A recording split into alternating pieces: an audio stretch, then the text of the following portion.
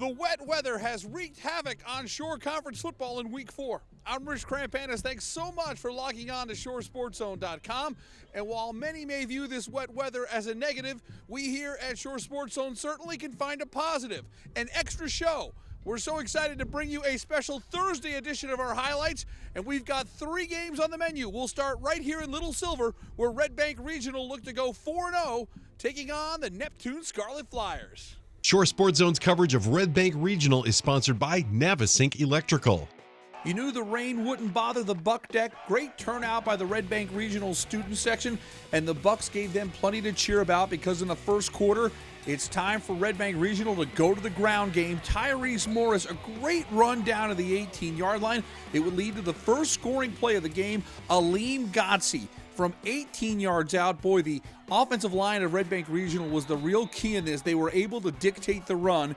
Second quarter now, same story. Aleem Gotsi, this time from 15 yards out. Red Bank Regional with a 14-0 lead at the half. And during the half, a great ceremony as Red Bank Regional honored its 1975 Central Jersey Group II state championship team. And the old Bucks certainly proud of the new Bucks, giving encouraging words before the start of the second half. Red Bank Regional defense, once again, outstanding. They held Ocean to 6 points last week. This is Raichion Johnson with the quarterback sack, and it was time for Red Bank Regional to go back to the run. Gotsi, good interior running inside the 5-yard line. It sets the stage for Sadiq Palmer. Palmer from 3 yards out makes it a 21-0 game. Fourth quarter, Neptune would get on the board. Sophomore quarterback Chase Fairbanks throws a nice ball. Elijah Smith, the 41-yard touchdown. Great catch right there. That made it 21-7. But there would be no drama in this one because on the next possession, check out Jack Nowitzki. Great running quarterback. Boy, that was a great block by Sadiq Palmer right there. And Nowitzki cashes in from 34 yards out. And Red Bank Regional rolls to a 28-7 win over Neptune. How about the Bucks are now 4-0 on the season? You may remember last year Red Bank Regional came out of the gates with 2 impressive wins to start the season and then lost to an 0-2 Neptune team at Neptune. That was something in the back of Red Bank Regional's mind as this time around a very different result. 28-7 is your final. After the game, Shore Sports Zone caught up with Aleem Gotsi and Jack Nowitzki, who both had outstanding games on the ground. You know, I wasn't really worried about the mud and the rain. I just wanted to get out there and get it. You know, last year they beat us. They took that streak from us, so we was hungry, you know, and I just had to run the rock. I thank my lineman for that. Well, you know, we know what we have to do, and it doesn't stop here. You know, we got Raritan next week is going to be a great test. You know, and we just got to get ready for it. Every we take one game, it's a step at a time. You know, and we're trying to make it all the way to December. That's our goal. That's been our goal from day one of practice, and our eyes haven't left that. You know, we've just been focused to that goal, and we're ready for it. Thanks to Surf Taco for sponsoring Shore Sports Zone's coverage of Donovan Catholic. Let's head down to Barnegat for some Thursday afternoon football. The Bengals hosting Donovan Catholic in a B-South tilt. First quarter, Barnegat goes to the ground. Josh Bowen with a nice first down run here, but the drive would stall due to a fumble. And then it was Donovan Catholic's defense creating another turnover. Alex Rosario, the INT. It was the start of a huge game for number 1. Donovan able to turn that turnover into points. Desmond Hunter from 6 yards out. The Griffins take a 7-0 lead. Even in rainy conditions, Joe Monaco was able to throw the football for Barnegat here. He finds Paul Wickwire. This is a 20-yard scoring play. The extra point is no good. At the half, Donovan Catholic with a 7-6 lead. Third quarter now, it's Desmond Hunter. This is an awesome run. Great vision by Hunter. 32 yards. Donovan Catholic has a 13-6 advantage. Barnegat would come right back and put together a nice drive that was capped off when Josh Bowen plows his way into the end zone. He gets across the line. There's the touchdown call. It's 13-12 after a missed extra point. Then, fourth quarter, Monaco to Nick Camarado. Great catch in the end zone in the rain. It's 18-13. Rob Davis knows what to do here. The math is simple. You got to go for 2. And a great run here by Paul Wickwire. The 2-point conversion makes it 20-13 with just over 4 minutes to go. But Donovan Catholic would march back down the field. Teddy Golubowski finds Marcus Rosario, And Donovan's on the move. And then it was another Rosario, Alex Rosario. Look at the effort. Look at the determination. A great run by Alex Rosario. We're tied up at 20, and we're going to overtime.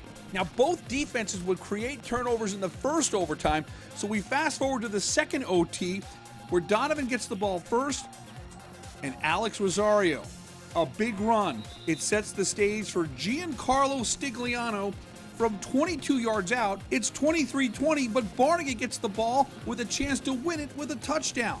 But how about that Donovan Catholic defense creating one more turnover?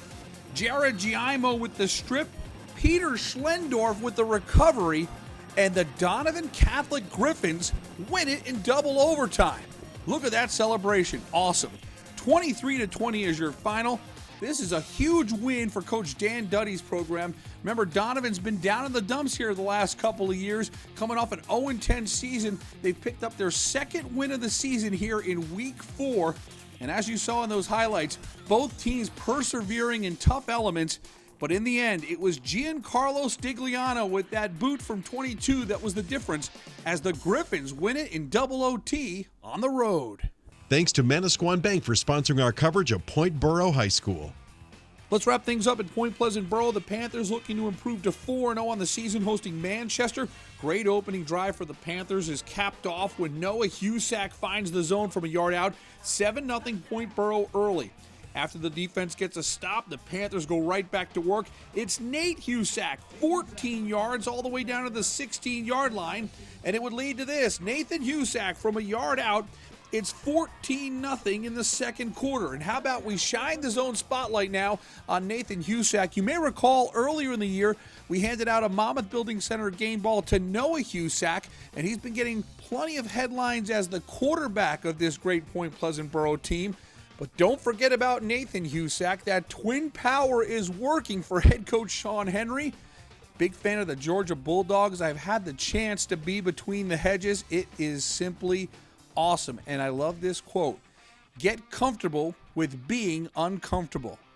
More zone spotlights all season long here on ShoreSportsZone.com. Wild play here as the Panthers defense is able to get a turnover. The fumble here, but trouble. The ball gets loose one more time. Wow, Justin Raffi able to recover the second fumble and bring it inside the 5-yard line. Nate Husak gets his second touchdown run of the game, his second 1-yard score. It's 20-0 Point Boro in front. Manchester's offense would get a spark courtesy of Mike Rosario. Look at him go. Rosario with a 67-yard touchdown run. The Hawks are on the board. It's 20-6. They would get the ball back and threaten to score again, but Dom Infante with a great tackle for a loss of Mike Rosario at the half. Point Pleasant Boro with a 20-6 lead.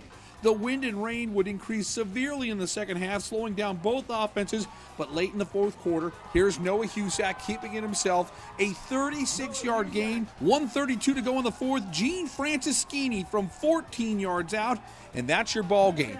Point Pleasant Boro is now 4-0 on the season with a 26-6 win over Manchester. Well, no question about it, one of the most improved teams in the Shore Conference is Coach Sean Henry's Point Boro Panthers.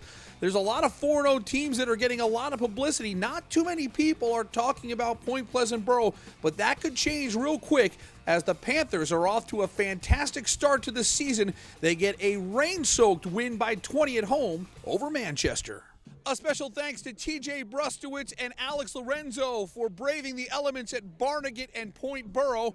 And we're ready to get the cameras dried off and crank them back up again for a Friday and Saturday highlight show. Don't forget, check in on ShoreSportsZone.com. We'll keep you updated on the latest schedule changes for Week 4 in Shore Conference football. For our team at Shore Sports Zone, I'm Rich Crampanis. Thanks so much for watching. We'll see you on Friday with more high school football action here on ShoreSportsZone.com.